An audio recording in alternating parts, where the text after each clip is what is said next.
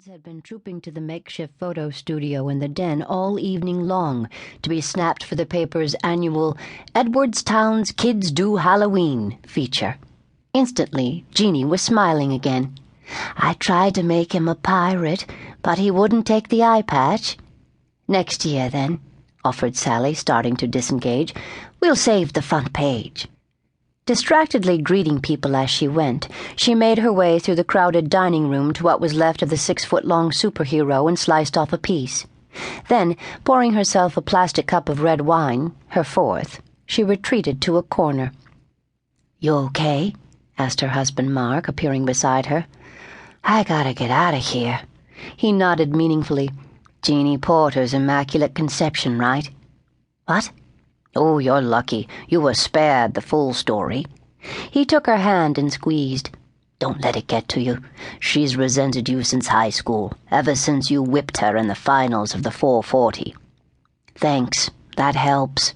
She gave a wistful smile. "It beats thinking of myself as bitter and petty." In fact, he'd loved her just as long. Even back then, she was more complicated than she showed. A lithe blonde with an athlete's grace, inquisitive and full of humor, her deep brown eyes reflecting her quicksilver moods. Something of a star himself in high school, rhythm guitar in the area's best novice rock band, like everyone else, he recognized Sally Benedict as a supernova, operating a level of competency and confidence that had nothing to do with normal adolescence. Already the future she'd been plotting since elementary school seemed to be unfolding.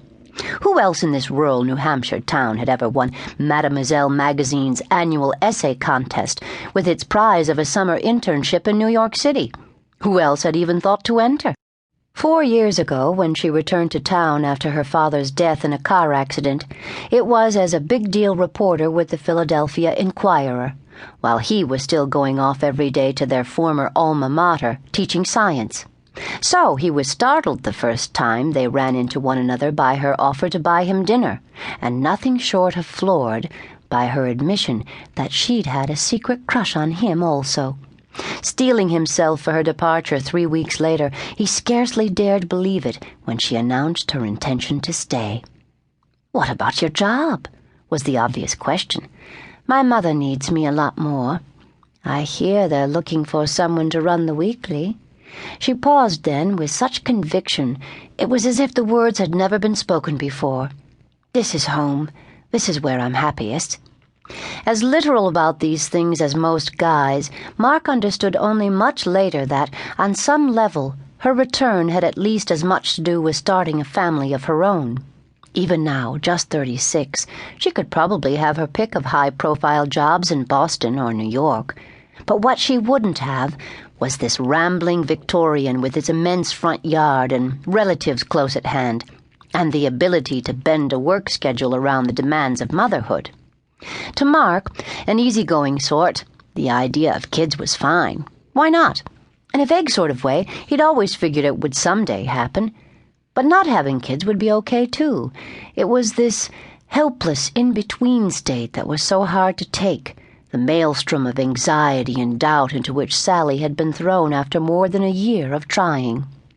Now, at the party, he spotted a pair of sullen 16-year-olds with pierced noses and dyed pink hair lounging in a nearby corner. "Hey, guys," he called out for Sally's benefit. "Terrific costumes." "You know them?" "Former students of mine." He dropped his voice. "Look at the bright side. That's what babies turn into." She smiled weakly, appreciating the effort. "I'll take my chances." "Look," he offered, "you really look like you can use a break. Why don't you duck out for a while? Your mom and I will handle things here." He nodded toward Sally's mother in the next room, shepherding a half-dozen kids into line beneath a jack-o'-lantern piñata. She hesitated, then nodded. "Just for a little while." Slowly, she made her way upstairs and into the spare room Mark had turned into a home office. Taking a couple of Tylenol, she clicked on the TV and collapsed onto the couch. Arm flung across her face, watching through one heavily lidded eye, she flashed by the channels. Abruptly, she sat up and flipped back a couple of spots. Yes, there he was, R. Paul Holland, slightly grayer than when she